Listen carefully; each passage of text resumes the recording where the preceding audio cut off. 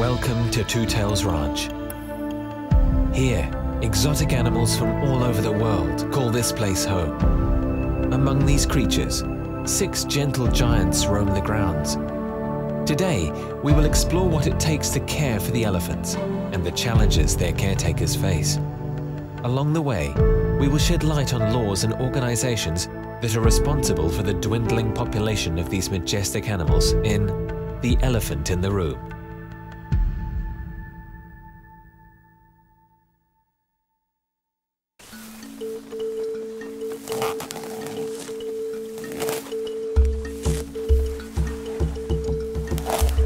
My name is Patricia Zerbini.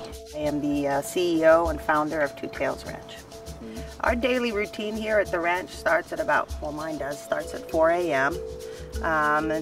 From 4 a.m. till about 6:30 a.m. is basically paperwork and permitting and animal care logs and daily logs and so on and so forth. And then we start animal chores here at about 7:30, quarter to 8. And it's basically cleaning, feeding, prepping food, exercising animals. Caring for them is an all-day process.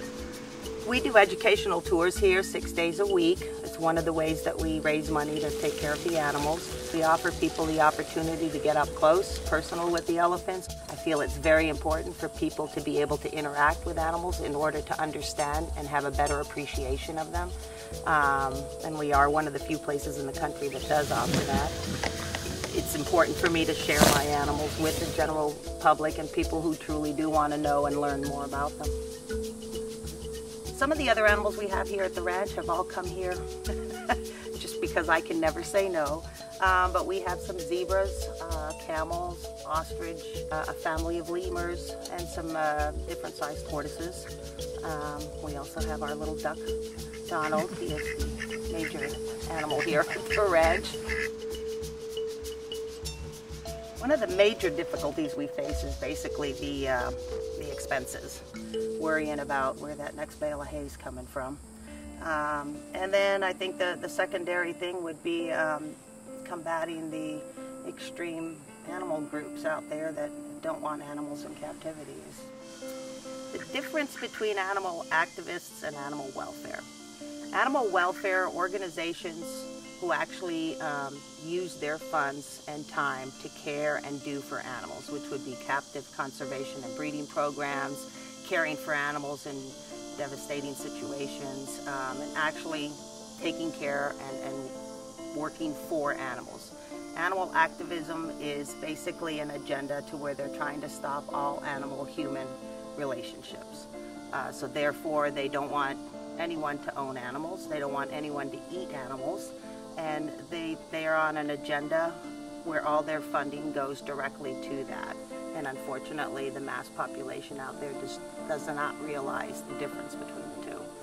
The United States Humane Society right now is under investigation because only 1% of the funds that they have raised over the years has gone to any kind of animals.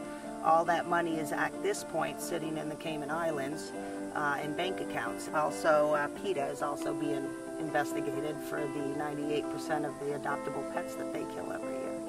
They basically use all their funds for propaganda to stop animal-human relationships. You know, even if it's 50 cents, before you give it out, make sure it's going to where you truly want it to go.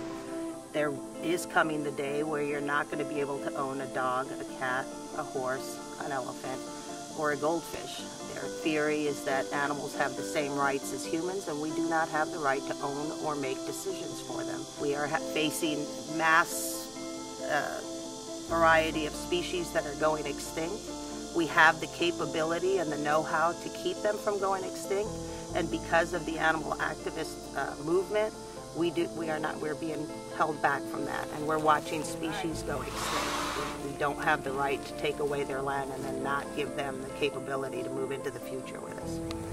The laws basically state that you are not allowed to import any part of an endangered species for financial gain or exhibition or what have you. So the way the law is written, we should be able to apply, and we can apply for special permitting to do importation. The problem we have is that we have all these animal activists in all different situations. We have them in the government, in permitting, in insurance, in animal rules, regulations, legislation, so therefore it makes it extremely difficult to try and keep conservation programs going when you don't have the genetics to keep that flowing. They don't want you to breed anymore in captivity, and they're stopping it at government levels. And God forbid you can try to get through the government, they will attack your facility and to the point where you either throw up your hands and give up, or they run you into the ground financially and you are no longer able to do what you're doing. Those laws are going to be the reason that animals do go extinct. So you have to remember that we're not the bad guys. We're the ones doing for the animals. The ones that are doing the multi-million-dollar commercials every 5 minutes on TV and soliciting and pictures and hiring movie stars and singers to promote them, that's where your money is going on their agenda.